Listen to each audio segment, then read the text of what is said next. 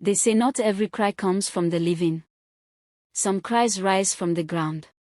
Some cries wait. And some cries never forget. Pause. Tonight, I will tell you a story our elders warn us never to tell after midnight. A story of a child who was never born. The woman without a child. In the old days, before electricity chased away darkness, there lived a woman named Ebony. Ebony was not wicked. She greeted people politely. She fetched water before sunrise. She cooked for the hungry. But Ebony carried a silence heavier than words. She had no child. In a village where children were proof of blessing, her compound was always quiet. No laughter. No tiny footsteps. No calling of mother. Women whispered when she passed. Her womb is closed. Some women are cursed. But they did not know the truth. And Ebony prayed they never would. The cry begins. One night, when the moon hid behind clouds, Ebony heard it. A cry. Soft. Weak. Like a baby whose breath was running out. She sat up suddenly. The cry came again. From inside her heart. Her heart began to beat like a drum of warning. She lit her oil lamp. She searched the corners. Behind the pots. Under the mat. Nothing. Yet the cry continued. Not loud. Not desperate. Patient. From that night on, the cry returned. Always at the same hour. Always inside her heart. Always calling from nowhere. And always closer. The secret of the forest. By the third night, Ebony could no longer sleep. And memories, long buried, rose like snakes from the ground. Years ago, when fear ruled her heart, Ebony had gone into the forest alone. No elder. No herbs. No prayers. In the village, everyone knew the law of life. A child welcomed must be named. A child rejected must be buried. But Ebony did neither. She left the forest with empty hands. And a full silence. The voice with no name. On the fifth night, the cry changed. The voice with no name. On the fifth night. The cry did not come as it always had. It did not rise and fall like a baby's breath. It did not beg. It did not tremble. It waited. Then. It spoke. Ebony.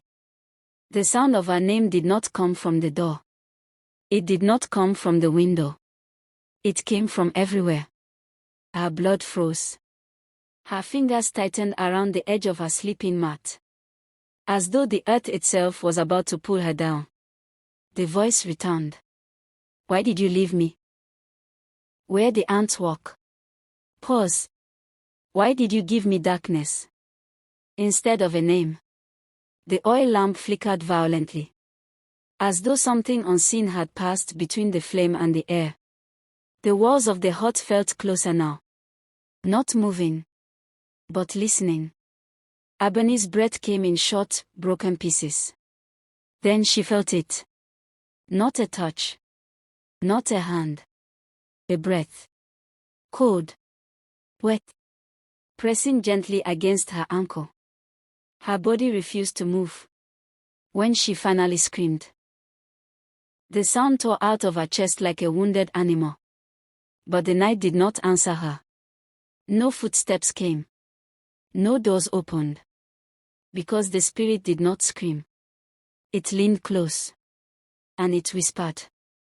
The village knows. By morning, the village had begun to notice.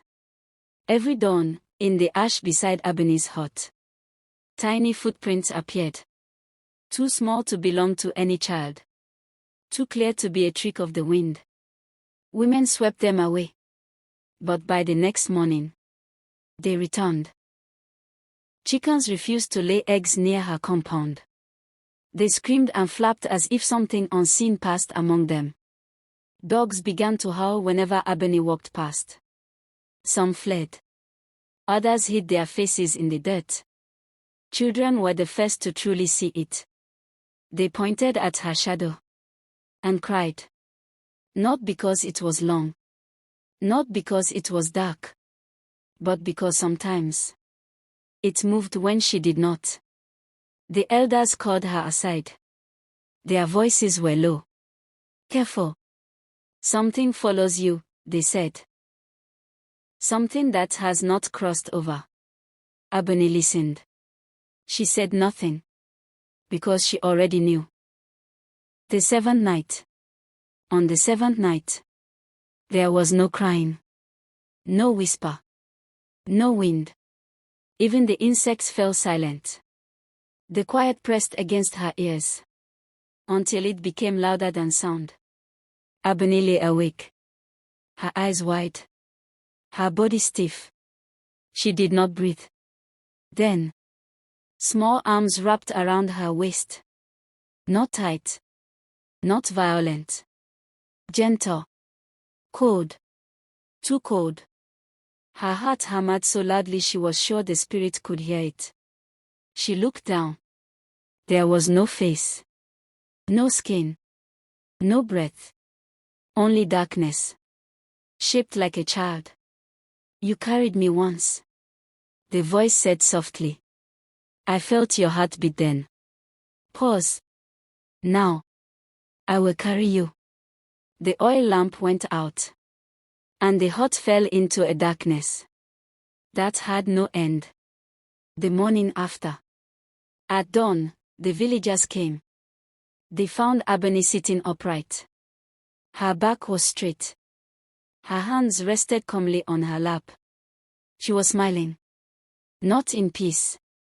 But in surrender. She was dead. There were no wounds. No blood. No struggle.